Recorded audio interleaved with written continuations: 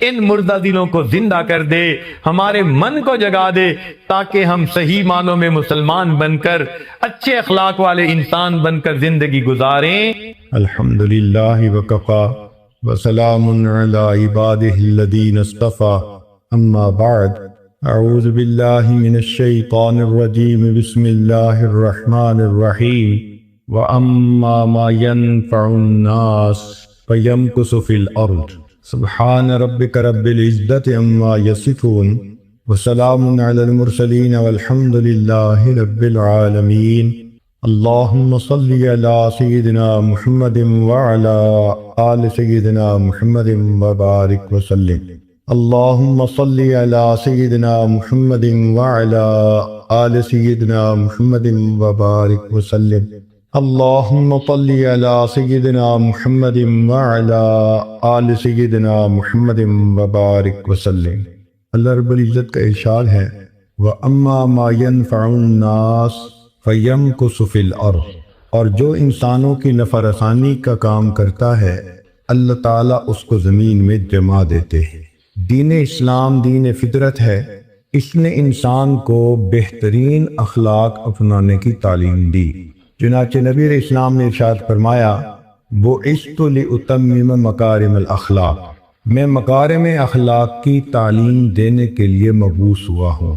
اور اللہ رب العزت نے آپ کو اخلاق عظیمہ سے نوازا تھا، ارشاد فرمایا، وَإِنَّكَ لَعَلَىٰ خُلُقٍ عَظِيمٍ، اے میرے پیارے حبیب صلی اللہ علیہ وسلم، آپ اخلاق کے اعلیٰ مرتبے پر فائز ہیں۔ چنانچہ نبی علیہ السلام نے اپنے صحابہ کو خوش اخلاقی کی تعلیم دی۔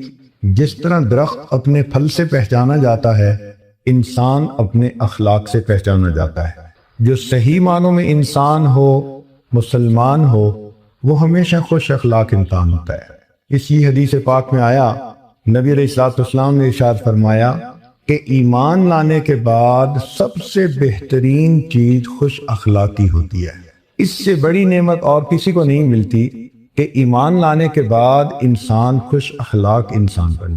آج زبان سے تو ہم اپنے آپ کو مسلمان کہتے ہیں، لیکن حقیقت میں کتنے مسلمان ہیں ہم اس کا اندازہ خود لگا سکتے ہیں۔ چمی گویم مسلمانم بلرزم کہ دانم مشکلات لا الارا، جب میں کہتا ہوں کہ میں مسلمان ہوں تو میں لرز جاتا ہوں، اس لیے کہ میں لا الہ الا اللہ کی مشکلات سے واقف ہوں۔ ایک اور شاعر نے کہا، یہ شہادت گہ الفت میں قدم رکھنا ہے، لوگ آسان سمجھتے ہیں مسلمان ہونا۔ آج ہم اپنے آپ کو کہتے ہیں کہ ہم مسلمان ہیں، تو ذرا بیٹھ کے اندازہ تو لگائیں، کیا ہماری آنکھیں مسلمان ہیں؟ اگر یہ مسلمان ہے تو یہ غیر محرم کی طرف نہیں اٹھیں گی۔ کیا ہماری زبان مسلمان ہے؟ اگر یہ زبان مسلمان ہے تو یہ جھوٹ نہیں بولے گی، وعدہ خلافی نہیں کرے گی۔ اگر ہمارا دل مسلمان ہے تو یہ دل گناہوں کے منصوبے نہیں باندھے گا۔ اگر ہمارے ہاتھ پاؤں مسلمان ہیں تو پھر یہ کسی گناہ کی طرف چل کے نہیں جائیں گے، کسی کی عزت کی طرف ہاتھ نہیں اٹھیں گے۔ اگر ہم سمجھتے ہیں کہ ہمارے اعضاء میں سے کوئی عضو بھی صورت صحیح طرح مسلمان نہیں، تو پھر سوچنا چاہیے کہ مسلمانی کس چیز کا نام ہے۔ ہم اپنے آپ کو جو مسلمان کہتے ہیں تو وہ کیا چیز ہے؟ خرد نے کہہ بھی دیا لا الہ تو کیا حاصل، دل و نگاہ مسلمان نہیں تو کچھ بھی نہیں۔ بلکہ کہنے والے نے کہا، تو عرب ہے یا عجم ہے تیرا لا الہ الا، تو عرب ہے یا عجم ہے تیرا لا الہ الا، لغت غریب جب تک تیرا دل نہ دے گواہی۔ اس کی بنیادی وجہ کیا ہے کہ آج ہم نام کے مسلمان تو یقیناً ہیں، مگر مسلمانیت ہمارے اندر سے نکلتی جا رہی ہے۔ ایک ہوتا ہے گنا اور ایک ہوتا ہے سرکنڈا کانا، بانس سمجھ لیجیے۔ آپ دونوں کو ظاہر میں اگر دیکھیں تو شکل ایک جیسے، گنا بھی اسی طرح کا اور بانس کا پتلا پودا وہ بھی اسی طرح کا۔ ظاہر ایک ہے مگر باطن میں زمین آسمان کا فرق ہے۔ ایک رس سے خالی، دوسرا رس سے بھرا ہوا۔ آج ہماری مسلمانی اور ہمارے اسلاف کی مسلمانی میں ایسا ہی فرق ہے۔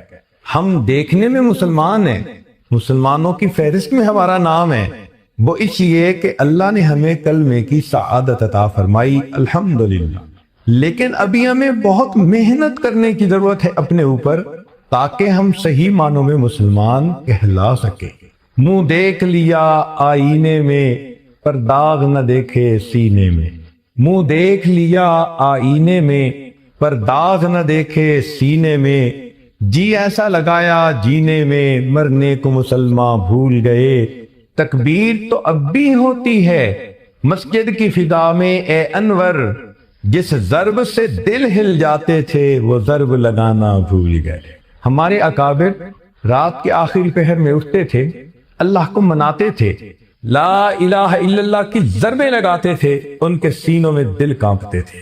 آج ہمارے لیے رات کے آخری پہر کی بیداری مشکل بن گئی ہے، فجر میں بھی مشکل سے نماز میں آ کے ملتے ہیں، کس قدر تجھ پہ گراں صبح کی بیداری ہے، ہم سے کب پیار ہے ہاں نیند تمہیں پیاری ہے۔ تو ہم اپنے اعمال کو دیکھیں تو ابھی بہت زیادہ ہمیں محنت کرنے کی ضرورت ہے۔ ایک وقت تھا کہ جب مومن کا سینہ اللہ رب العزت کی محبت کا خزینہ ہوتا تھا، اس کی زبان سے اللہ کا لفظ نکلتا تھا، لوگوں کے دلوں پہ تاثیر ہوتی تھی۔ تیری نگاہ سے دل سینوں میں کانپتے تھے، تیری نگاہ سے دل سینوں میں کانپتے تھے، کھویا گیا ہے تیرا جذبے کلندرانہ۔ آج وہ جذب ہمارے اندر باقی نہیں، وہ محبت کا جنوں ہمارے اندر باقی نہیں، محبت کا جنوں باقی نہیں ہے، وہ دل وہ آرزو باقی نہیں ہے، نماز و روزہ و قربانی و حج یہ سب باقی ہے، تو باقی نہیں ہے۔ اسی لیے ہمارے اسلاف نماز میں کھڑے ہوتے تھے تو اللہ رب العزت سے ان کی ایک تار جڑی ہوتی تھی۔ آج ہم نماز میں کھڑے ہوتے ہیں، دل دماغ گلی کوچہ بازار میں پہنچے ہوئے ہوتے ہیں۔ سنی نہ مصر و فلسطین میں وہ اذاں میں نے دیا تھا جس نے پہاڑوں کو راشا اے سیماب، سیماب کہتے ہیں پارے کو، مرکری۔ اس کی یہ صفت ہے کہ یہ ہر وقت تھرتھراتا رہتا ہے، تھرکتا رہتا ہے۔ تو وہ فرماتے ہیں کہ مصر اور فلسطین میں بھی وہ اذان میں نے نہ سنی کہ جس اذان کو سن کر پہاڑ بھی پارے کی طرح کانپا کرتے تھے۔ سنی نہ مصر و فلسطین میں وہ اذان میں نے دیا تھا جس نے پہاڑوں کو راشا اے سیماب، وہ سجدہ روح زمین جس سے کانپ جاتی تھی، اسی کو آج ترستے ہیں منبر و محراب۔ منبر و محراب ترستے ہیں، کہاں گئے وہ لوگ جو سجدہ کرتے تھے تو زمین کانپتی تھی۔ آج ہماری نمازیں ایسی ہیں کہ زبان پہ فاتحہ چل رہی ہوتی ہے اور دل میں خیال کسی غیر کا چل رہا ہوتا ہے۔ بے ذوق سجدے، بے حضور نمازیں، یہ ہم آج اللہ رب العزت کے حضور تحفہ بھیج رہے ہوتے ہیں۔ آپ سوچئے تو صحیح، ہمیں اپنے اوپر کتنی محنت کرنے کی ضرورت ہے۔ بلکہ کہنے والے نے تو یہاں تک کہا، بزمین چو سجدہ کردم لزمین ندا برآمد، جب میں نے زمین پہ سجدہ کیا تو زمین سے یہ آواز آئی، بزمین چو سجدہ کردم لزمین ندا برآمد، کہ مرا خراب کر دی تو بسجدہ اے ریائی، اور ریا کے سجدہ کرنے والے تو نے مجھے بھی خراب کر ڈالا۔ میں جو سر بسجدہ ہوا کبھی تو زمین سے آنے لگی صدا، تیرا دل تو ہے صنم آشنا، تجھے کیا ملے گا نماز۔ تو اگر دل صنم آشنا ہوا تو نماز کی حضوری کہاں نصیب ہوگی؟ اس لیے آج اپنے آپ پر محنت کرنے کی ضرورت ہے۔ نبی علیہ الصلوۃ والسلام نے دین کو ڈیفائن کیا، ارشاد فرمایا، الدین النصیحہ، دین سراسر خیر خواہی ہے، دین سراسر خیر خواہی، الدین النصیحہ۔ طلباء جانتے ہیں کہ جب مبتدا اور خبر دونوں معرفہ لائے جائیں تو ان میں حصر ہوتا ہے، معنی یہ بنے گا الدین النصیحہ، دین ہی خیر خواہی ہے، یا یوں کہیں گے کہ خیر خواہی ہی دین ہے۔ دونوں ان میں چولی دامن کا ساتھ ہوتا ہے، آپس میں یہ لازم و ملزوم بن جاتے ہیں۔ معلوم یہ ہوا کہ جہاں دین ہوگا وہی خیر خواہی ہوگی، اور جہاں آپ کو خیر خواہی نظر آئے وہیں آپ کو دین نظر آئے گا۔ دیندار انسان کبھی بدخواہ نہیں بن سکتا، بدخواہ انسان دیندار نہیں ہو سکتا۔ اور آج دیکھو ہم لوگوں کے دلوں میں اپنے قریب رہنے والوں کے بارے میں بدخواہی ہوتی ہے، نیت کا ٹھیک کرنا اس راستے کا پہلا قدم ہے۔ جب تک نیت ہماری ٹھیک نہیں ہوگی تب تک اللہ کے راستے پہ ہمیں آگے بڑھنا نصیب نہیں ہوگا۔ ہمارے علاقے میں ایک بزرگ گزرے ہیں، شیخ شہاب الدین سہروردی رحمۃ اللہ علیہ کے خلیفہ۔ انہوں نے اپنے علاقائی زبان میں ایک شعر کہا، وہ زبان ممکن ہے آپ نہ سمجھیں مگر اس کا ترجمہ آپ سمجھیں گے۔ فرماتے ہیں، جے ناتیاں دھوتیاں رب ملدا تے ملدا کنبیاں مچھیاں نو۔ اگر نہانے دھونے سے رب ملتا تو پھر مچھلیوں کو رب مل جاتا، وہ تو ہر وقت ہی نہاتی رہتی ہیں۔ جے ناتیاں دھوتیاں رب ملدا تے ملدا کنبیاں مچھیاں نو۔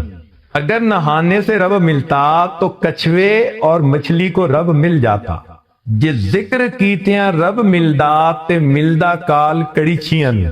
اگر ذکر کرنے سے رب ملتا تو ایک کالی سی چڑیا ہوتی ہے، وہ عام طور پہ رات کو ساری رات آواز نکالتی رہتی ہے، تو فرماتے ہیں کہ اس چڑیا کو رب مل جاتا جو ساری رات آواز نکالتی ہے، اللہ کا ذکر کرتی ہے۔ جے سر منایا رب ملدا تے ملدا بھیڑاں سسیاں نو۔ سر منڈانے سے اگر رب ملتا تو بھیڑ کی ایک ایسی نسل ہے کہ سر پہ بال نہیں ہوتے، باقی سارے جسم پہ ہوتے ہیں، تو وہ فرماتے ہیں کہ سر منڈانے سے رب ملتا تو اس کو مل جاتا۔ یہ جتیاں ستیاں رب ملدا تے ملدا دانداں کھسیاں نو۔ اگر پاک دامن رہنے سے خدا ملتا تو جو خسی بیل ہوتے ہیں ان کو رب مل جاتا، کہ وہ تو اپنی مادہ سے مل ہی نہیں سکتے۔ یہ تمہید مانتے ہیں، نہانے دھونے سے رب ملتا تو مچھلیوں کو مل جاتا، ذکر سے ملتا تو اس پرندے کو مل جاتا، سر منڈانے سے ملتا تو بھیڑ کو مل جاتا، اور عفیف پاک دامن رہنے سے رب ملتا تو پھر بیل کو مل جاتا۔ آخر پر فرماتے ہیں، رب ملدا تے ملدا نیتاں اچھیاں نو۔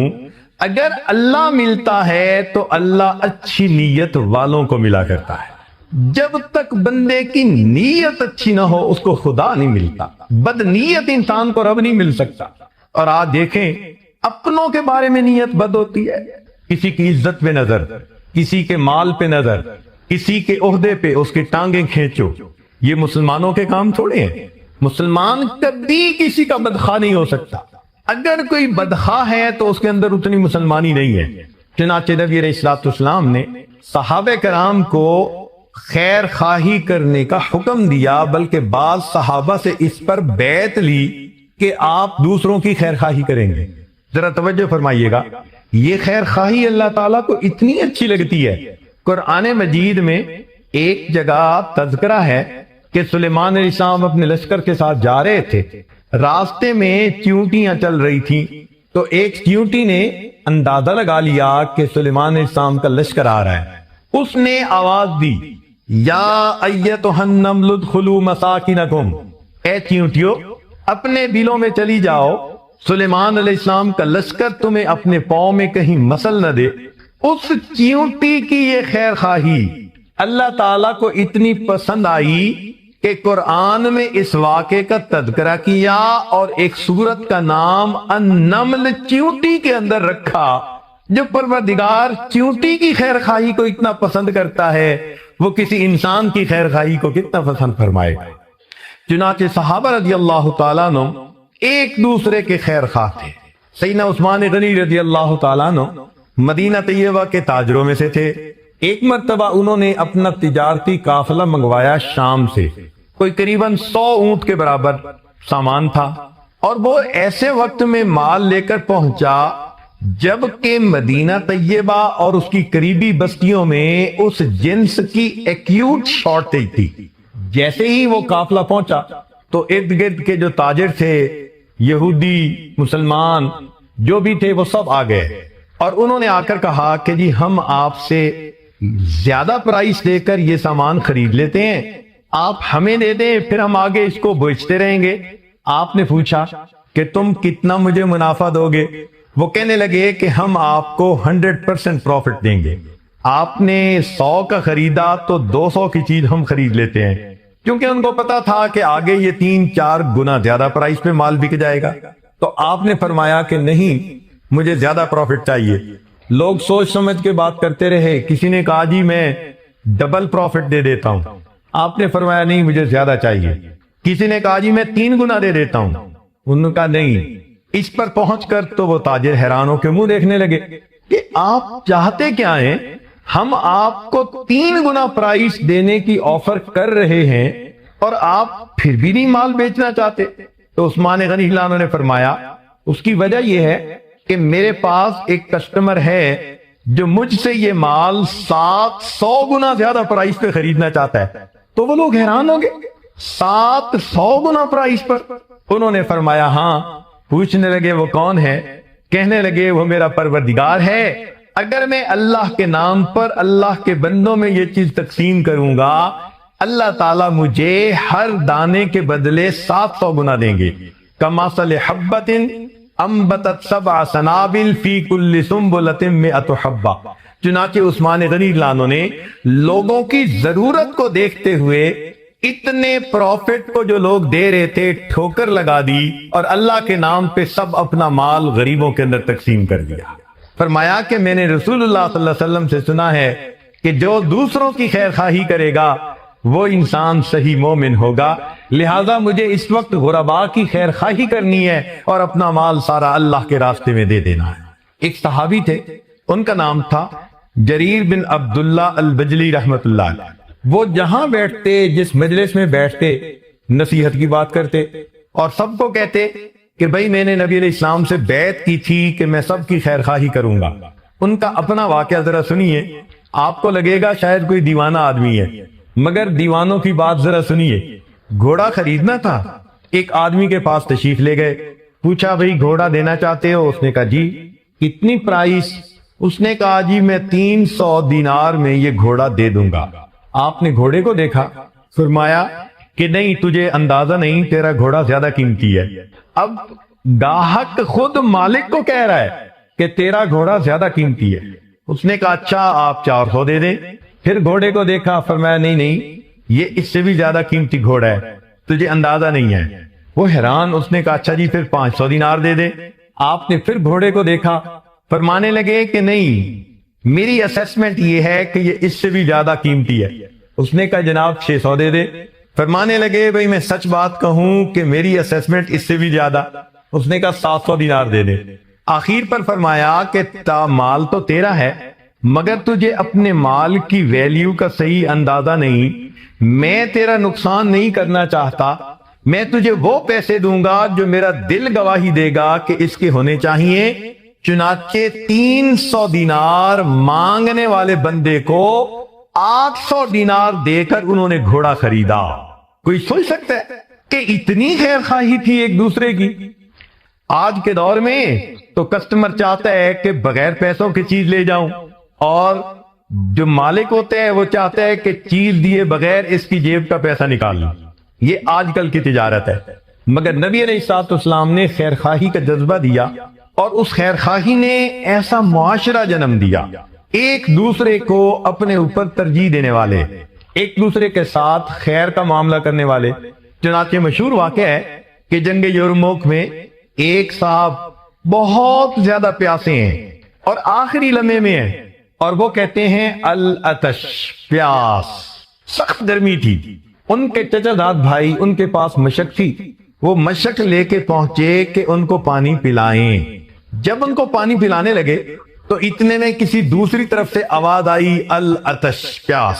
تو انہوں نے اپنا منہ بند کر لیا اور سر ہلا کر اشارہ کیا کہ دوسرے کو پلاؤ. وہ دوسرے کے پاس گئے, اس کو پانی پلانے لگے تو تیسری طرف سے آواز آئی. انہوں نے بھی منہ بند کر لیا. وہ تیسرے کے پاس گئے تو ان کے جاتے جاتے تیسرے فوت ہو چکے تھے. لوٹ کے دوسرے کے پاس آئے تو وہ بھی فوت ہو چکے تھے. جب پہلے کے پاس آئے تو وہ بھی فوت ہو چکے تھے. سوچئے اللہ کے حبیب صلی اللہ علیہ وسلم نے کیا خیر خواہی دی تھی کہ عین آخری وقت کی جو پیاس ہوتی ہے اس میں بھی وہ اپنے اوپر اپنے بھائی کو ترجیح دیا کرتے تھے. فرشتوں کو دکھانا تھا بشر ایسے بھی ہوتے ہیں. اللہ رب العزت نے اپنے حبیب صلی اللہ علیہ وسلم کو ایسی تعلیمات دے کر بھیجا اور نبی علیہ السلام نے ایسی جماعت کھڑی کر دی کہ اصل مقصود یہ تھا کہ انسانیت کی عظمت واضح کرنی تھی. اللہ تعالیٰ فرشتوں کو دکھانا چاہتے تھے کہ دیکھو انسان ہو کر بھی ایسا ہوا جاتا ہے. فرشتوں کو دکھانا تھا بشر ایسے بھی ہوتے۔ چنانچہ ابوالحسن نوری رحمت اللہ علیہ کا مشہور واقعہ ہے کہ ایک مرتبہ حاکم وقت 4-5 علماء تھے، ان سے ناراض ہو گیا اور اس نے فیصلہ کیا کہ ان 4-5 کو بلا لو اور ان کو میں بس قتل کروا دیتا ہوں۔ چنانچہ ان کو گرفتار کر لیا گیا اور ان کو بادشاہ کے سامنے پیش کیا گیا۔ جب ان کو قتل کیا جانے لگا تو بادشاہ نے دیکھا کہ ابوالحسن نوری سب سے آگے ہیں، باقی لوگ پیچھے کھڑے ہیں۔ اس کو اندر سے ابوالحسن نوری سے کچھ نہ کچھ عقیدت تھی اور یہ چاہتا تھا کہ میں کسی اور کو قتل کروں اور پھر بہانہ بنا کر ڈرا دھمکا کر باقیوں کو میں کہوں گا کہ چلو میں نے معاف کر دیا۔ اب اس نے سوچا کہ بھئی سب سے پہلے ابوالحسن نوری ہیں تو میں کیسے ترتیب کو بدلوں؟ تو وہ کہنے لگا کہ یہ جو جگہ ہے نا یہ اچھی نہیں ہے، ذرا ان کو اس جگہ لے کے آؤ۔ مقصد یہ تھا کہ جب جگہ بدلے گی تو ترتیب بدل جائے گی۔ دوسری جگہ کھڑا کیا تو ابوالحسن نوری سب سے آگے۔ اس نے کہا نہیں یہ جگہ بھی اچھی نہیں، ایک تیسری جگہ بتائی۔ چنانچہ تیسری جگہ پر سب آ کر کھڑے ہوئے تو ابوالحسن نوری سب سے پہلے۔ اس نے بلایا، پوچھنے لگا ابوالحسن میں چاہتا تھا کسی اور کو قتل کرتا اور تمہیں میں معاف کر دیتا، مگر یہ کیا مسئلہ؟ پہلی جگہ بھی آپ آگے، دوسری جگہ بھی اور تیسری جگہ بھی، یہ اتفاقاً ہو گیا ہے یا ارادتاً آپ نے آگے کھڑا ہونے کی پوزیشن لی؟ تو ابوالحسن نوری رحمت اللہ علیہ نے فرمایا میں ارادتاً آگے کھڑا ہوا۔ اس نے پوچھا کیوں؟ کیا خوبصورت جواب دیا۔ فرمانے لگے کہ میں اس لیے ارادتاً آگے کھڑا ہوا کہ جتنی دیر جلاد مجھے قتل کرنے میں لگائے گا میرے باقی بھائیوں کو اتنے سانس اور لینے کا موقع مل جائے گا۔ کیا خوبصورت سوچ تھی ان کی، اپنے پہ دوسروں کو ترجیح دینا، دوسروں کی خیرخواہی کرنا، دوسروں کو اتنی ہمدردی ہوتی تھی۔ اللہ اکبر کبیرہ۔ چنانچہ امام اعظم ابو حنیفہ رحمت اللہ علیہ وقت کے اتنے بڑے فقیہ بھی تھے کہ امام اعظم کہلوائے، مگر ساتھ ہی ساتھ ان کی تجارت بھی تھی، کپڑے کی دکان بھی تھی۔ ایک مرتبہ ایک عورت ان کو کپڑا بیچنے کے لیے آئی، پوچھا بھئی کتنی پرائس؟ اس نے کہا اتنی۔ تو میں نہیں، جاؤ اپنے محرم مرد کو لے کے آؤ۔ وہ محرم مرد کو لے کے آئی، پوچھا کہ بھئی پرائس بتاؤ۔ اس نے وہی چونکہ میاں بیوی نے مشورہ کیا تھا کہ ہم ضرورت مند ہیں، ہم اس کپڑے کو اتنے میں بیچ دیتے ہیں۔ اس نے بھی وہی پرائس بتائی۔ تو امام صاحب نے اس کے خاوند کو کہا کہ تمہیں اس کپڑے کی ویلیو کا اندازہ نہیں، یہ کپڑا زیادہ قیمتی ہے، تم ضرورت کی وجہ سے سستا بیچنا چاہتے ہو۔ اس نے کہا جی کہ پرائس زیادہ کر دیں، کتنی کریں؟ اس نے کہا جی پہلے ہم نے 100 درہم کہے تھے، اب 150 درہم کر دیں۔ فرمایا نہیں یہ اس سے بھی زیادہ قیمتی ہے۔ اس نے کہا جی 200 درہم کر دیں۔ فرمایا نہیں اس سے بھی زیادہ قیمتی ہے۔ آپ اندازہ لگائیے کہ 100 درہم میں جو کپڑا وہ بیچنا چاہتے تھے، امام اعظم رحمت اللہ علیہ نے اس کو 300 درہم میں خریدا، اور خریدتے وقت فرمایا میرا کانشیس کلیئر ہے کہ میں نے کسی بندے کو دھوکہ دے کر چیز نہیں خریدی۔ اللہ اکبر کبیرہ۔ یہ کیسے حضرات تھے جو کسی کا برا چاہتے ہی نہیں تھے، سوچتے ہی نہیں تھے کہ کسی کا برا ہو، کسی کا نقصان ہو، وہ ہر ایک کا فائدہ چاہتے تھے۔ چنانچہ امام اعظم ابو حنیفہ رحمۃ اللہ علیہ ایک مرتبہ عصر کے قریب اپنی دکان بند کر کے گھر آ رہے ہیں۔ ایک صاحب سے ملاقات ہوئی، اس نے پوچھا نعمان آج دکان جلدی بند کر دی، پہلے تو مغرب کے وقت بند کرتے تھے، آج ظہر کے بعد ہی بند کر دی؟ فرمان لگے ہاں آج میں نے ظہر کے بعد بند کر دی۔ وجہ کیا ہے؟ فرمانے لگے کہ آج آسمان پر بادل ہیں اور روشنی کم ہے، وہ بجلی کا زمانہ تو تھا نہیں، تو فرمانے لگے کہ روشنی کم تھی، اور جب روشنی کم ہوتی ہے، ویزیبلٹی کم ہوتی ہے، اس وقت جو کپڑے کا گاہک ہوتا ہے اس کو کپڑے کی کوالٹی کا صحیح پتہ نہیں چلتا۔ میں نے دکان بند کر دی، میری دکان کا کوئی گاہک کم قیمت کپڑے کو بیش قیمت سمجھ کر مجھ سے نہ خریدے، اس کو کہیں نقصان نہ ہو جائے۔ اللہ اکبر کبیرہ۔ آپ سوچئے کہ ایسے بھی تجارت ہوا کرتی تھی جب ہم صحیح معنوں میں مسلمان تھے۔ یہ وہ ہستیاں تھیں کہ جو صحیح معنوں میں مسلمان تھے۔ عبداللہ ابن مبارک رحمت اللہ علیہ ایک بڑے محدث ہیں، ان کا ایک پڑوسی تھا، اور وہ پڑوسی مکان بیچنا چاہتا تھا، تو خریدار نے آ کے پوچھا مکان کی کتنی قیمت؟ اس نے کہا جناب 2000 دینار۔ اس نے کہا بھائی اس مکان کی قیمت تو 1000 دینار بہت ہے، اس نیبرہڈ میں تو 1000 دینار قیمت بہت ہے۔ تو اس نے آگے سے کہا ہاں مکان کی قیمت ہے 1000 دینار اور دوسرا 1000 دینار عبداللہ ابن مبارک کے پڑوس کی قیمت ہے۔ جب ہم صحیح معنوں میں مسلمان تھے، ہمارے ہمسائے کے گھروں کی قیمتیں بڑھ جایا کرتی تھی، لوگ ہمارے ساتھ مل کر رہنا اتنا پسند کرتے تھے، وہ سمجھتے تھے کہ یہ خیر خواہ انسان ہے، یہ نیک نیت انسان ہے، اس سے بہتر مجھے نیبر دنیا میں کوئی نہیں مل سکتا۔ سوچئے جب ہم صحیح معنوں میں مسلمان تھے، ہمارے اخلاق اس وقت کتنے اچھے ہوا کرتے تھے۔ چنانچہ بغداد جب پوری دنیا کا مرکز تھا، اس وقت کفار نے سوچا کہ مسلمانوں کے معاشرے کا اندازہ تو لگایا جائے کہ کیا وجہ ہے کہ یہ جہاں جاتے ہیں کامیابی ان کے قدم چومتی ہے، ان کے ماحول میں آپس میں میل جو لین دین یہ کیسا ہے۔ چنانچہ انہوں نے ایک آدمی کو بھیجا کہ جائیں اور ان کے ماحول معاشرت کو ذرا اسٹڈی کر کے آئیں۔ وہ آیا، بغداد پہنچا تو تھکا ہوا تھا، اس نے سوچا کہ کیوں نہ میں کھانا کھا لوں، لہذا وہ ایک ریسٹورنٹ پہ آ گیا اور وہاں بیٹھ کے اس نے کھانا کھانا شروع کیا۔ مگر اس نے فیل کیا کہ کھانے کے دوران ایک اور بندہ تھا جو قریب کھانا کھا رہا تھا اور وہ کبھی کبھی اس کی طرف دیکھ رہا تھا، تو اس کو فیل ہوا کہ یہ بندہ مجھے واچ کر رہا ہے۔ اس نے دل میں سوچا میں پردیسی ہوں، نوبارد ہوں، یہ ذرا میری شکل کو دیکھ کے پہچان رہا ہوگا کہ یہ باہر سے آیا ہے۔ خیر اس نے کھانا کھا لیا۔ جب کھانا کھا لیا تو اس کے بعد یہ کاؤنٹر پر آیا اور اس سے کہا کہ جی میں نے کھانا کھا لیا، مجھے بل بتائیں۔ اس نے کہا جناب آپ کا بل تو پے ہو چکا۔ میرا بل کیسے پے ہو چکا؟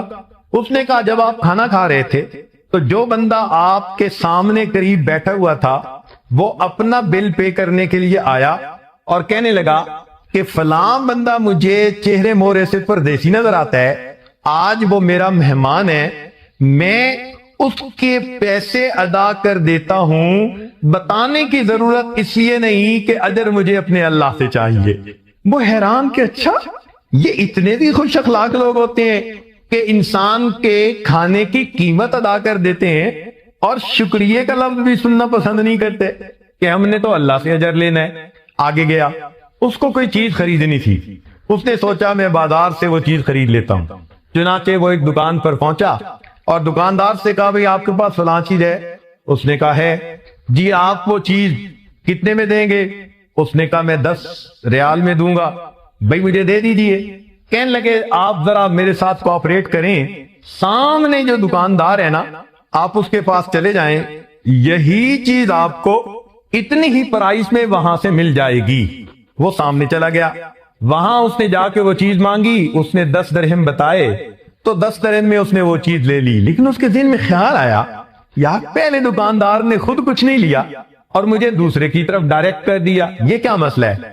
وہ لوٹ کے پہلے دکاندار کے پاس آیا اور اس دکاندار سے کہتا ہے کہ جناب آپ کے پاس چیز تھی نہیں یا آپ نے مجھے بیچی نہیں؟ اس نے کہا بھئی چیز تھی مگر میں چاہتا تھا کہ آپ سامنے والے دکاندار سے لیں۔ اس نے کہا کیوں دکاندار تو اپنے گاہک کو دوسرے کے پاس نہیں بھیجتے؟ تو وہ دکاندار کہنے لگا اصل وجہ یہ ہے کہ آج میرے پاس اتنے گاہک آئے کہ میرے بچوں کا گزارا بڑا اچھا ہو جائے گا، میں دیکھ رہا تھا میرے اس دکاندار بھائی کے پاس آج کوئی کسٹمر نہیں آیا، میں نے سوچا آپ اس سے خرید لیں گے، اس کو کچھ منافع ہوگا تو اس کے بچوں کے لیے بھی آج کچھ انتظام ہو جائے گا۔ ایک وقت تھا اتنی خیر خواہی دل میں بھری ہوتی تھی کہ 2 دکاندار ہمسائے میں ہوتے تھے، وہ ایک دوسرے کے اتنے خیر خواہ ہوتے تھے۔ یہ وہ ہستیاں تھیں کہ جنہوں نے دین کو سمجھا اور دین کو اپنایا۔ اللہ تعالیٰ چاہتے ہیں کہ میرے ایسے با اخلاق بندے دنیا میں ہوں تاکہ پتہ چلے کہ صحیح معنوں میں مومن مسلمان کون ہوتا ہے۔ فرشتوں کو دکھانا تھا بشر ایسے بھی ہوتے۔ چنانچہ ایک واقعہ اور سن لیجئے۔ ایک ایسا شہر ہے جس میں کافر مسلمان سب مل کے رہتے ہیں۔ ایک مسلمان نوجوان اس شہر میں کسی دوسرے شہر سے آیا کاروبار کے لیے اور اس نے وہاں آ کے اپنا کام کرنا شروع کر دیا۔ اب کام کے دوران چھٹی کا دن تھا، اس نے سوچا بھئی چلو میں کوئی شکار کر لیتا ہوں پرندوں کا۔ اس نے تیر کمان سنبھالا اور وہ شہر کے اطراف میں آ گیا، سبرب میں، وہاں اپنے پرندوں کو تیر کے ذریعے شکار کرنا شروع کیا۔ اللہ کی شان کہ ایک تیر جو اس نے چلایا تو وہ پرندے کو لگنے کی بجائے دور ایک لڑکا تھا کھڑا ہوا، اس کو جا کر لگا اور لڑکے کی وہیں پر ڈیتھ ہو گئی۔ اب یہ مسلمان تھا، کوئی ہم جیسا ہوتا تو بھاگی جاتا کہ پتہ ہی نہیں چلے کیا ہوا۔ وہ رکا، اس بچے کے پاس گیا، اس کو سنبھالا، پھر پتہ کیا اس کے والدین کون ہیں، والدین کو بتایا۔ وہ عیسائی ماں باپ تھے جن کا وہ بچہ تھا۔ ان کو کہا کہ بھائی میں نے پرندے کو نشانہ بنایا تھا لیکن نشانہ خطا گیا، بچے کو لگ گیا، تو یہ ایک مسٹیک ہے میری۔ جب وہاں تھے تو وہاں اور لوگ بھی آ گئے، ان کے رشتہ دار۔ ایک رشتہ دار نے کہا جی ہمیں کیا پتا تو نے انٹینشنلی مارا ہے یا ان انٹینشنلی، لہذا ہم تو قاضی کے پاس جائیں گے۔ اب وہ اس کو لے کر قاضی کے پاس آ گئے۔ قاضی نے کہا کہ ہاں بھائی اگر تمہارے تیر سے یہ بندہ مرا ہے تو یا تو تم اس کی دیت دو، قصاص دو اس کے جو ورثاء ہیں، اور اگر ورثاء نہیں مانتے تو پھر تمہیں قتل کیا جائے گا بدلے میں۔ ورثاء نے کہا جی نہیں، ہمارے بچے کو اس نے مارا، ہم تو اس کے بدلے میں چاہتے ہیں کہ اس کو مارا جائے۔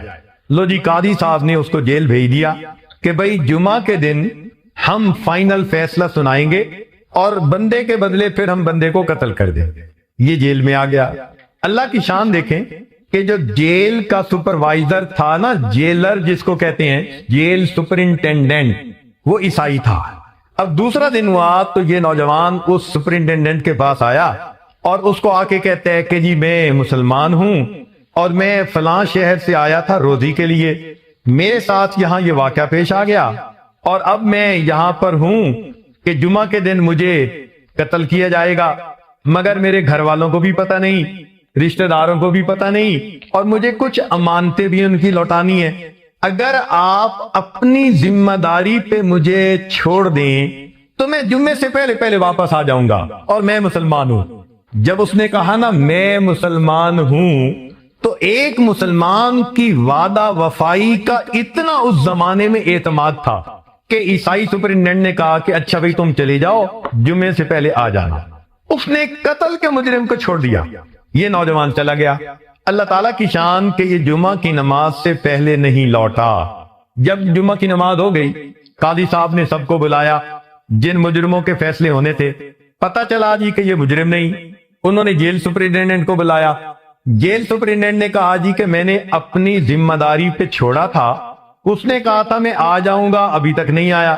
قاضی صاحب نے کہا کہ اچھا اگر آپ نے چھوڑا تھا اپنی ذمہ داری پہ اور وہ نہیں آیا تو یہ تو آپ کی مسٹیک ہے، لہذا فیصلے کے وقت تک اگر وہ نہ آیا تو اس کے بدلے ہم آپ کو قتل کریں گے، چونکہ ہم نے اس بچے کے قتل کا بدلہ تو لینا ہی ہے۔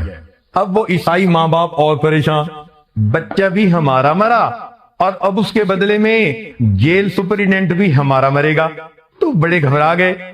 مگر قاضی صاحب فیصلہ کرتے رہے۔ جب آخری فیصلہ کا وقت آیا تو انہوں نے پوچھا بھی مجرم کہاں؟ تو وہ سپرنٹینڈنٹ آگے بڑھا، اس نے کہا جی میں نے اسے بھیجا تھا اپنے اعتماد پر، ابھی تک نہیں آیا۔ اتنے میں ایک آدمی نے کہا جی ذرا رکیں، وہ دور سے ایسے لگتا ہے کوئی بندہ دوڑا آ رہا ہو۔ قاضی صاحب نے کہا ہاں انتظار کر لیتے ہیں۔ تھوڑی دیر انتظار کیا، وہ دوڑتا ہوا نوجوان آیا، پسینے میں شراب ہو۔ اس نے آ کے پہلے اس جیل سپرنٹینڈنٹ سے معافی مانگی اور کہا کہ میں اپنے وقت پر پہنچ سکتا تھا، راستے میں دریا تھا جس میں طغیانی تھی، مجھے کشتی نہیں ملی اور مجھے دریا پار کرنے میں دیر ہو گئی، اس لیے میں اپنے وقت سے تھوڑا لیٹ ہو گیا، بہرحال میں پہنچ گیا ہوں۔ جب اس نوجوان کی وعدہ وفائی کو انہوں نے دیکھا تو اس وقت اس بچے کے ماں باپ نے کہا قاضی صاحب آپ نے تو جو فیصلہ کرنا تھا کر دیا، ہمارا بھی فیصلہ ذرا سن لیجئے۔ قاضی صاحب نے کہا کیا؟ انہوں نے کہا ہمارا ایک فیصلہ تو یہ کہ ہم نے اس نوجوان کی وعدہ وفائی کی وجہ سے اس کو معاف کر دیا، اور دوسرا فیصلہ یہ کہ ہم مجمع کو گواہ بنا کر کہتے ہیں کہ ہم بھی آج کلمہ پڑھتے ہیں اور مسلمان ہو رہے ہیں۔ فرشتوں کو دکھانا تھا بشر ایسے بھی ہوتے ہیں۔ نبی علیہ الصلوۃ والسلام نے اپنی امت کو اتنے اعلیٰ اخلاق سکھائے، امت میں ایسے اولیاء گزرے کہ جن کے اخلاق کو دیکھ کے فرشتے بھی حیران ہوتے تھے کہ یہ کیسے لوگ تھے واقعی کہ جو اللہ رب العزت کے بندوں کے ساتھ اتنی خیر خواہی کا معاملہ کرنے والے۔ مگر یہ کون لوگ تھے؟ یہ وہ لوگ تھے جن کی سوچ الگ ہوتی تھی، جو خیر خواہی کرنے والے لوگ تھے۔ یہ آج ذرا اپنی بات کو سمیٹنا چاہتا ہے، امید ہے کہ آپ ذرا توجہ کے ساتھ بات سنیں گے۔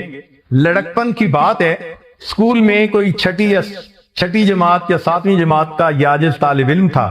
میرا ایک دوست تھا جو دیہات کا رہنے والا تھا، وہ بھی شہر پڑھنے کے لیے آیا ہوا تھا۔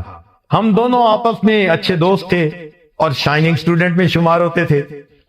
یہ وہ زمانہ تھا کہ جب ہم نے بالکل دیہات نہیں دیکھا تھا، پتہ ہی نہیں ہوتا تھا دیہات کیا ہوتا ہے، بس شہر میں پیدا ہوئے، شہر میں زندگی گزری۔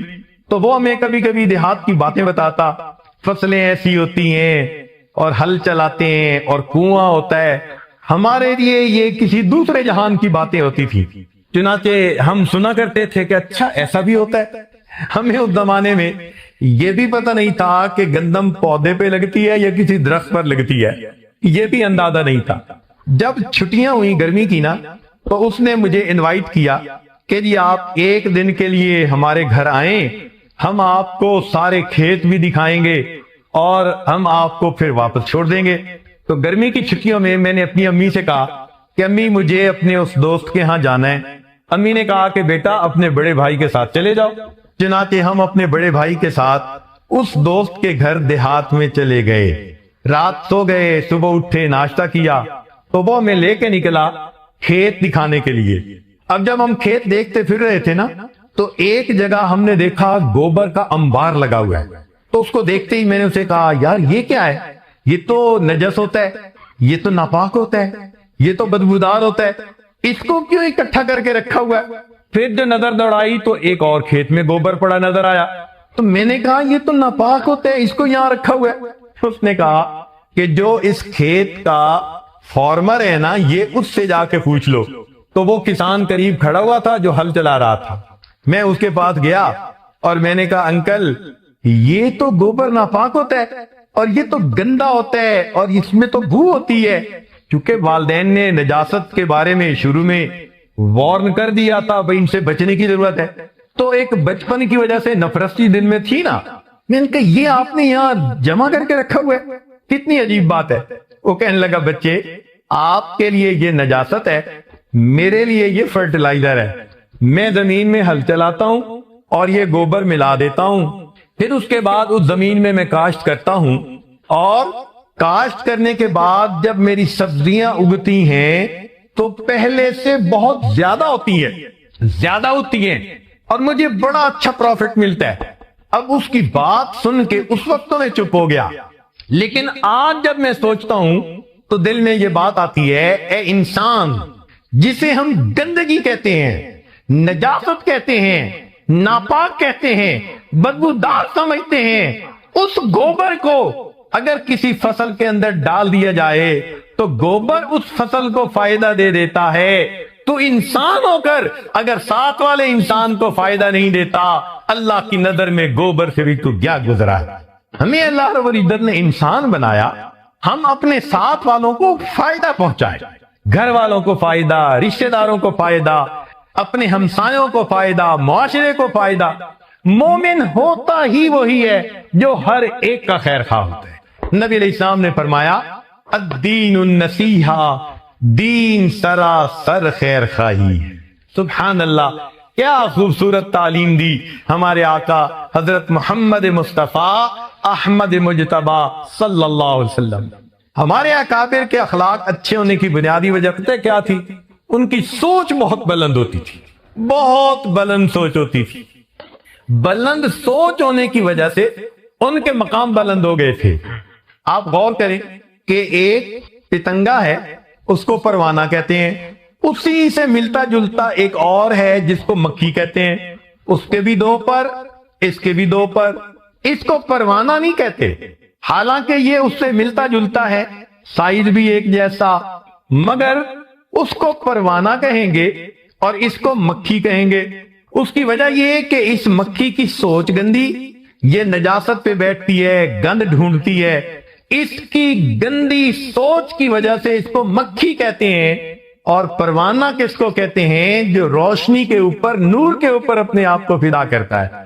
کہنے کو ہم بھی مسلمان، کہنے کو ہمارے اکابر بھی مسلمان، مگر اگر دنیا کی محبت دل میں بھر کے جیتے پھر رہے ہیں تو اللہ کی نظر میں ہماری مثال گندی مکھی کی ہے، اور ان کی مثال اللہ کی نظر میں پروانے کی مانند۔ آج ہمیں سوچنا ہے کہ ہم نے جو نام کے مسلمان ہیں، کام کا مسلمان بننے کی ضرورت ہے۔ تو ہمارے اکابر کو دیکھیے اللہ رب العزت نے کیا سوچ دی تھی۔ ایک دو واقعات سن کے یہ عاجز اپنی بات کو مکمل کر دے گا، ذرا توجہ کے ساتھ سنیے گا۔ دہلی کی جامع مسجد، ایک انگریز دہلی کی جامع مسجد دیکھنے کے لیے آیا۔ وہ آرکیٹیکٹ تھا اور اس کو پتا تھا کہ جامع مسجد کے اندر بڑی اچھی کیلی گرافی کی گئی ہے، تو چونکہ اس کے فن کا کام تھا وہ دیکھنے کے لیے آیا۔ اب دہلی کی جامع مسجد میں کئی سیڑھیاں چڑھ کے جاتے ہیں، اور سیڑھیوں پہ آپ نے دیکھا کہ کئی مرتبہ فقراء بیٹھے ہوتے ہیں، سائل بیٹھے ہوتے ہیں۔ تو ایک معذور فقیر تھا، وہ بیٹھا ہوا تھا۔ جب یہ قریب سے گزرا تو اس نے مانگا، اس نے اپنا ویلٹ نکالا اور ویلٹ نکال کر اس میں سے اس فقیر کو کچھ دے دیا، اور اپنا ویلٹ پھر اپنی جیب میں ڈال لیا۔ اپنی طرف سے تو اس نے جیب میں ڈالا، لیکن حقیقت میں اس کا ویلٹ گر گیا۔ اب یہ چلا گیا مسجد میں، وہاں جا کے اس نے کیلیگرافی دیکھی، بڑی پسند آئی، اس نے فوٹوگرافی کی۔ اس کی بیوی بھی اسی شعبے سے تعلق رکھتی تھی۔ وہ گھر گیا اور گھر جا کر اس نے اپنی بیوی کو بتایا کہ بھئی کتنا اچھا کام کیا ہوا ہے، ہسٹوریکل کام ہے۔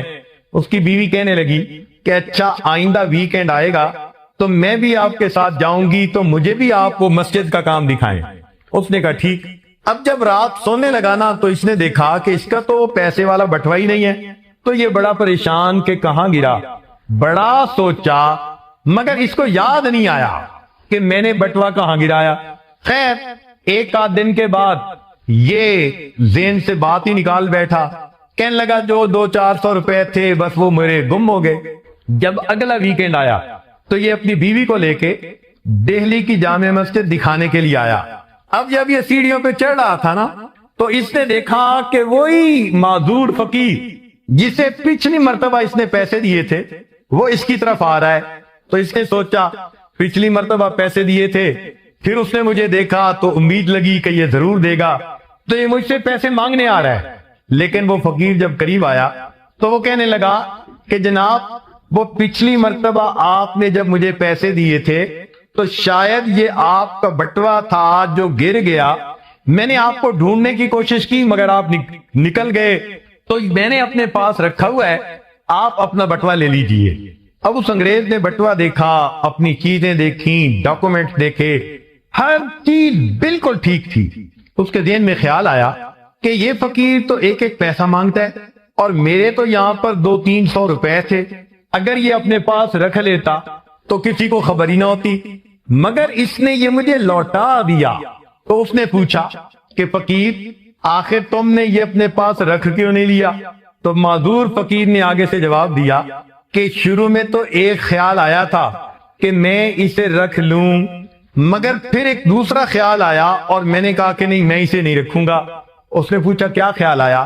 تو وہ معذور فقیر کہتا ہے کہ مجھے یہ خیال آیا کہ میں نبی علیہ السلام کا امتی ہوں، آپ عیسیٰ علیہ السلام کے امتی ہیں، اگر میں نے آپ کا یہ ویلٹ چوری کر لیا تو ایسا نہ ہو کہ قیامت کا دن ہو اور آپ کے نبی میرے آقا صلی اللہ علیہ وسلم کو گلا دیں کہ تمہارے امتی نے میری امتی کی چوری کی تھی۔ میں اس خیال کو سوچ کے رہ گیا، میری وجہ سے میرے آقا کو بات نہ سننی پڑ جائے۔ ایک وقت تھا فقیروں کی کیفیت یہ ہوا کرتی تھی، فرشتوں کو دکھانا تھا بشر ایسے بھی ہوتے۔ نبی علیہ السلام نے ایسی تعلیمات کی، خوش اخلاقی کی کہ جنہوں نے اس کو اپنایا وہ واقعی انسانیت کے لیے فخر ہو گئے۔ کیا خوبصورت سوچ ہوتی تھی۔ آپ سوچئے اگر ہماری سوچ ایسی ہو تو ہم کسی کا نقصان کر سکتے ہیں؟ کسی کی عزت کی طرف میلی نظر ڈال سکتے ہیں؟ ہرگز نہیں۔ یہ ساری باتیں ہی غفلت کی وجہ سے ہوتی ہیں۔ آج اس غفلت کو دور کرنے کے لیے ہم یہاں اکٹھے ہیں۔ اللہ رب العزت ہمیں غفلت سے محفوظ فرمائے اور حقیقی معنوں میں مسلمان بن کر زندگی گزارنے کی توفیق عطا فرمائے۔ آخری واقعہ، حج کا موقع ہے۔ ایک نوجوان منا کے میدان میں ایک بڑے میاں کو دیکھتا ہے کہ اس کے ہاتھ میں تھیلا ہے اور اس میں یقیناً کچھ پیسے ہوں گے، تو وہ نوجوان وہ ہمیانی چھین کے بھاگ جاتا ہے۔ کیونکہ رش بہت تھا، پتہ ہی نہیں چلا کہ ہاتھ سے کون لے کر گیا۔ وہ بڑے میاں نے پوچھا تو صحیح، بھائی کون ہے؟ میرا ہمیانی لے کے چلا گیا، تھیلا لے کے چلا گیا۔ لوگوں نے کہا جی پتہ نہیں کون تھا، وہ چلے گئے۔ اب جس نوجوان نے تھیلا چھینا تھا، یہ تھوڑا آگے گیا تو اچانک جو اسے چکر آئے نا، تو اس کی آنکھوں کی بینائی چلی گئی۔ اب یہ وہیں زمین پر بیٹھ گیا، رونا شروع کر دیا۔ لوگوں نے پوچھا کیوں رو رہے ہو؟ کہنے لگا کہ میں نے ایک بڑے میاں کا تھیلا چھینا، مجھے لگتا ہے انہوں نے بد دعا کی اور میری آنکھوں کی بینائی چلی گئی۔ لوگوں نے کہا بھئی وہ بڑے میاں کہاں ہیں؟ بتاؤ، ہم تمہیں لے جاتے ہیں، ان سے معافی مانگ لو۔ چنانچہ وہ اس کو پکڑ کے لائے جہاں اس نے تھیلا چھینا تھا، مگر وہ بڑے میاں تو چلے گئے تھے گھر۔ قریب لوگوں سے پوچھا، انہوں نے کہا کہ وہ بڑے میاں 5 وقت نماز پڑھنے کے لیے آتے ہیں، تو ہو سکتا ہے کہ اگلی نماز کے لیے پھر آئیں، لہذا آپ ویٹ کر لیں۔ اب ویٹ کیا، جب ویٹ کیا تو اگلی نماز کے قریب وہ بڑے میاں آ گئے۔ جیسے ہی پتہ چلا، یہ نوجوان اٹھا، اس نے پاؤں پکڑے، آپ اللہ کے لیے معاف کر دیں، آپ نے بد دعا کی، میری بینائی چلی گئی، مجھ سے بڑی غلطی ہوئی۔ جب اس نے معافی مانگی تو بڑے میاں کہنے لگے کہ بھائی میں نے تو آپ کو اسی وقت معاف کر دیا تھا۔ لوگوں نے کہا کہ بڑے میاں آپ معاف کر دیں۔ بڑے میاں کہنے لگے میں نے تو اسی وقت معاف کر دیا تھا۔ اب سارے لوگ حیران۔ ایک صاحب نے پوچھا کہ بھائی یہ آپ کا تھیلا لے کے چلا گیا اور آپ کہتے ہیں کہ میں نے اسی وقت معاف کر دیا تھا؟ تو بڑے میاں کہنے لگے ہاں مجھے ایک خیال آ گیا تھا۔ پوچھا بڑے میاں کیا خیال آیا تھا؟ بڑے میاں کہنے لگے کہ میں نے علماء سے یہ سنا ہے، نبی علیہ السلام نے ارشاد فرمایا قیامت کے دن میری امت کا حساب کتاب ہوگا، جب تک آخری امتی کا حساب نہیں ہوگا میں اس وقت تک جنت میں نہیں جاؤں گا۔ تو میرے دین میں خیال آیا کہ یہ نوجوان میرا تھیلا لے کر بھاگ گیا، اب اگر اسے میں نے معاف نہ کیا تو قیامت کے دن اللہ رب العزت کی بارگاہ میں مقدمہ پیش ہوگا، اور جتنی دیر فیصلہ ہونے میں لگے گی میرے آقا کو انتظار کرنا پڑے گا۔ میں نے معاف کر دیا، نہ قیامت کے دن مقدمہ پیش ہو، نہ میری وجہ سے میرے آقا صلی اللہ علیہ وسلم کو جنت میں جانے میں دیر لگے۔ اللہ اکبر کبیرہ۔ اگر ہماری یہ سوچ ہو جائے، میاں بیوی میں جھگڑے ہو سکتے ہیں، بھائی بھائی میں جھگڑے ہو سکتے ہیں، دو مسلمانوں میں جھگڑے ہو سکتے ہیں، کوئی نہیں سکتے، اس لیے کہ وہ ایک دوسرے کے خیر خواہ ہوتے ہیں۔ چنانچہ سیدنا عمر فاروق لانو کا زمانہ ہے، 2 مسلمانوں کے درمیان ایک مقدمہ آیا۔ ذرا سنیے گا مقدمہ کیا تھا۔ ایک صاحب نے زمین بیچی اور دوسرے نے زمین خریدی۔ خریدنے والے نے جب اس میں ہل چلائے تو اس کو اندر سے کچھ سونا چاندی دفینہ مل گیا۔ اب وہ سوچنے لگا بھائی میں تو زمین خریدی ہے، یہ خزانہ تو بہت قیمتی ہے، لہذا یہ تو پہلے والے مالک کا ہے۔ اس نے پہلے والے مالک کو بلایا، جناب میں نے تو آپ کو زمین کی قیمت دی تھی اور اس میں تو یہ خزانہ نکل آیا، یہ خزانہ تو میرا نہیں، یہ آپ کا ہے۔ اس نے جواب دیا جناب میں نے جب زمین بیچی تو اب زمین میں سے جو فائدہ بھی نکلے گا وہ فائدہ تمہارا ہوگا، اب وہ میرا نہیں ہو سکتا۔ اب ایک کہہ رہے ہیں کہ یہ تمہارا مال اور دوسرا کہہ رہے ہیں کہ نہیں جناب یہ آپ کا مال ہے۔ ذرا سوچئے، یہ 2 مسلمانوں کے درمیان مقدمہ عمر فاروق رانو کے زمانے میں عدالت میں آتا ہے۔ آج تو مقدمے یہ ہوتے ہیں نا، ایک کہتا ہے میرا حق ہے، دوسرا کہتا ہے میرا حق ہے، ایک کہتا ہے میں حق لے کر رہوں گا، دوسرا کہتا ہے میں خون کا آخری قطرہ بہا دوں گا۔ یہ آج کل کے مقدمے ہوتے ہیں۔ جب ہم صحیح معنوں میں مسلمان تھے اس زمانے کا مقدمہ سنیے، ایک کہتا ہے جی میرا حق نہیں ان کا حق ہے، دوسرا کہتا ہے جی میرا حق نہیں ان کا حق ہے۔ کعب رضی اللہ تعالیٰ عنہ کی عدالت تھی، وہ قاضی تھے، اب وہ بھی حیران ہے کہ بھئی اس مقدمے کا فیصلہ کیسے کریں۔ اس سے پوچھا بھئی تم لے لو، جی نہیں، it belongs to my brother، یہ میرے بھائی کا ہے۔ بھئی آپ لے لو، نہیں جی نہیں، یہ میرے بھائی کا ہے، کیا فیصلہ کیا جائے؟ اللہ نے پھر ان لوگوں کو سوچ بھی بڑی عجیب دی تھی۔ کعب رضی اللہ عنہ کے دل میں ایک خیال آیا، انہوں نے ایک سے پوچھا بھئی آپ کی اولاد ہے؟ جی ہے، ایک بیٹا ہے جوان العمر۔ دوسرے سے پوچھا، ان کا جی ہاں میری یہ اولاد ہے۔ پتہ چلا ایک بیٹی جوان العمر ان کے ہاں بھی ہے۔ تو کعب رضی اللہ عنہ نے فیصلہ کیا، ابن کعب رضی اللہ عنہ نے، کہ میرا مشورہ یہ ہے آپ اپنے بیٹے اور بیٹی کا آپس میں نکاح کر دیں اور ان دونوں کو جہیز کے طور پر یہ خزانہ دے دیں تاکہ دونوں کے دونوں مطمئن ہو جائیں۔ چنانچہ عدالت میں نکاح پڑا گیا اور ہونے والے میاں بیوی کو یہ خزانہ جہیز میں دے دیا۔